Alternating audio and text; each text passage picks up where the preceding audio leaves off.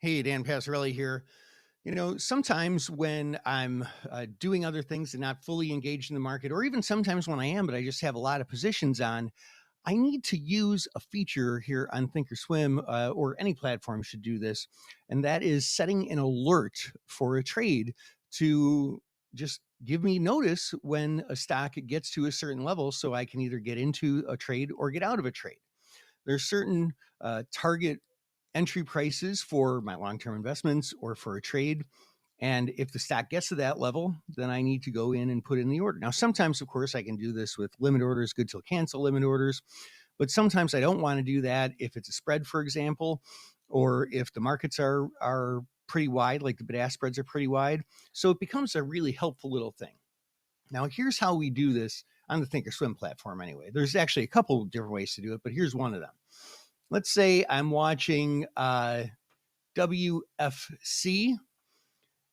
I've got that in my watch list, and all the stocks that I watch, typically I have in a watch list. So I just go right here to this area here, the three dots, three dashes, and I click it, and I go to create alert, and that pops up the alert screen.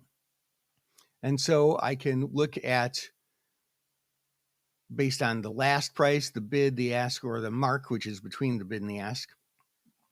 If it's at or above, at or below, below or above, whatever price, or just a percentage move. We can even narrow it down to a specific exchange, I guess, if you want to. And then I just create that said alert and it'll show up on my chart. In fact, here, let me just set one here. If it's at or above 30, there, I'll hit create. And let's go over there, WFC. There it is right there showing up on my chart. Now, it will also send me a message, and I've got those set to just show up right there on my cell phone. It'll just pop up as a push notification. So I think that can be really helpful for many scenarios. And if you're not using that just yet, then maybe there will be a time that it could help. And I want you to know about it.